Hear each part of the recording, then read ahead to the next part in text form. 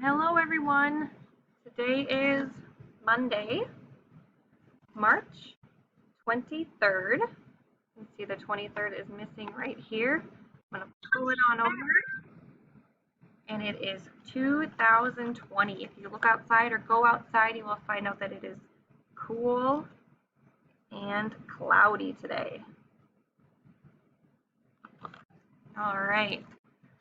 So I know normally we have our Monday song that we do, the Mamas and the Papas Monday Monday. So hang on.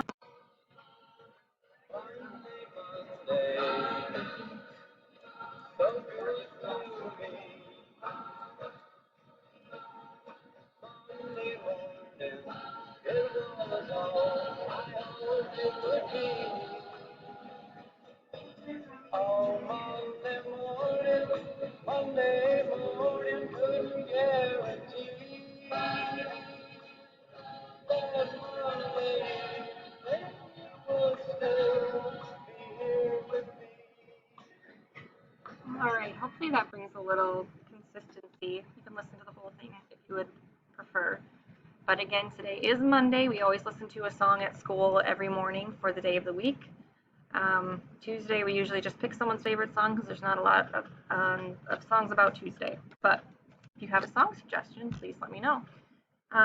So basically, the videos over the next however long we have to do is just going to be something that hopefully you can play for your student, your child, staff, and their students can watch these to get them engaged and to get some more normalcy in their day since they're not going to school. We thought it might be nice to hear the teacher's voice, or to see the faces, and we'll have some different people coming in and saying hello at certain times too. We also encourage you to call on the Facebook Messenger page if you are a part of the Facebook, the Pathways to Life group. We really enjoy seeing the students on there and interacting with them and talking to them and seeing how everyone's doing. If you need anything, please don't hesitate to call us. We want to be there for you and give you as much guidance and support as we can. So that being said, today we're just going to learn a new sign through American Sign Language. I know this weather kind of makes me feel grumpy, and it might make you feel grumpy as well. So the word grumpy, you just take your hand and put it by your face and pull in a little bit, and that means grumpy.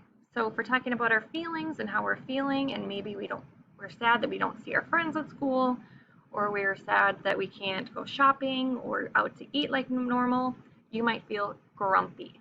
So that is something that you can practice telling the people that you're with how you're feeling. We also have happy, but today grumpy is how I'm feeling a little bit.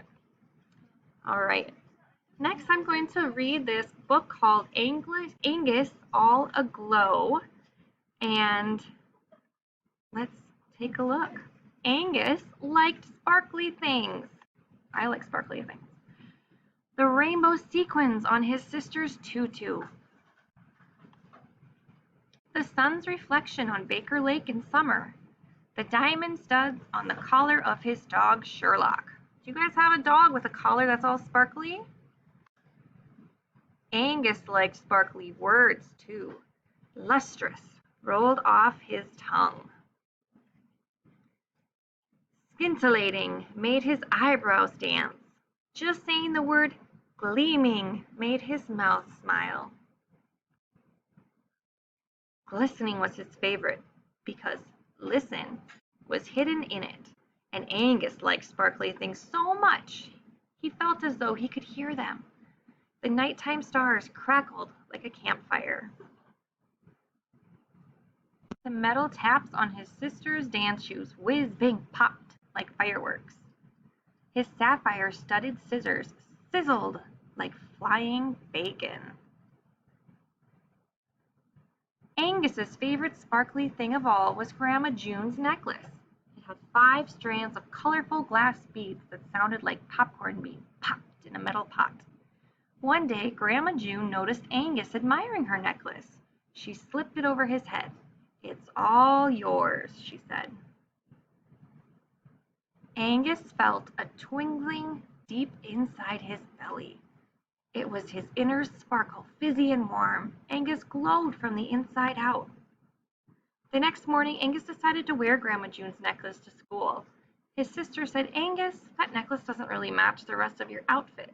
Why don't you wear a scarf instead?" Angus said, "Scarves don't sparkle." His father said, "Why don't you save that necklace for a special occasion, like Mardi Gras?" Angus said, "Why can't every day be Mardi Gras?"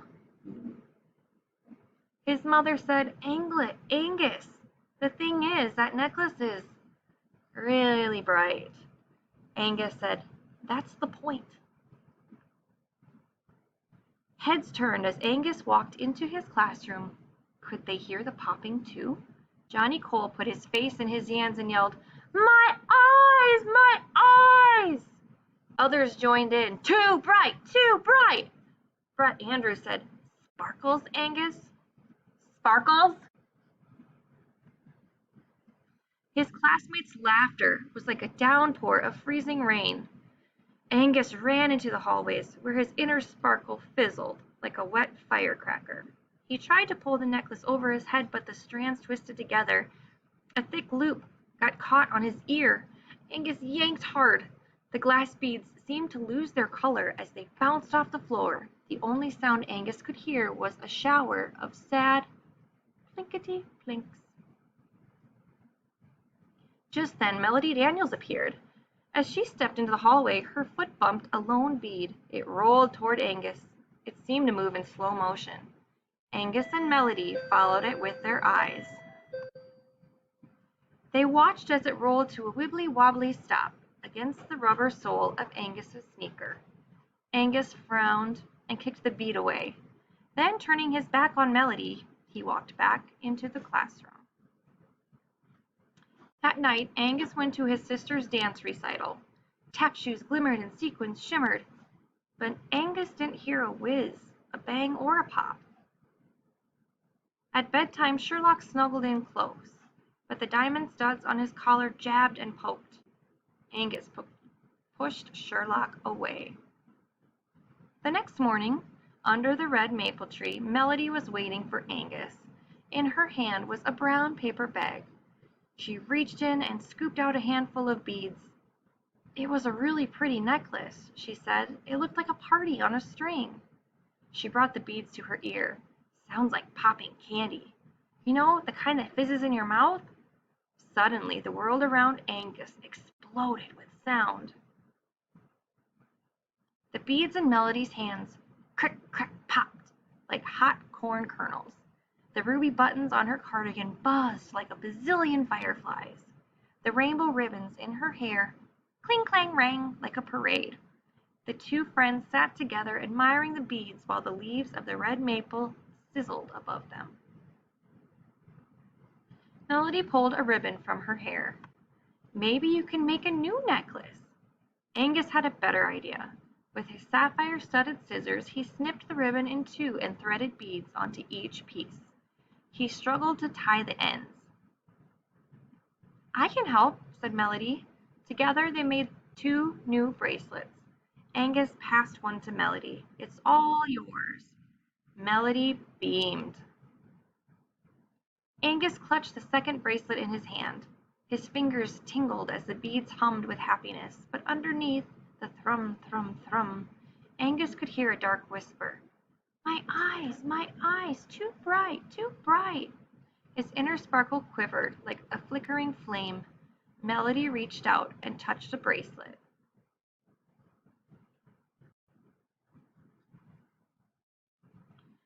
The dark whisper disappeared like a wisp of smoke on the breeze. Angus slipped the bracelet over his hand. The beads zizzle-zazzle-zapped like lightning in a storm sky. Every bead turned as Angus and Melody walked into the classroom. Angus glowed from the inside out.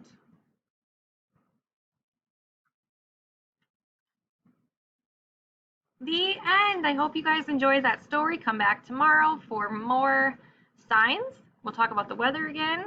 If you have any suggestions, what you'd like in these videos, please let me know. If not, I'll see you guys tomorrow.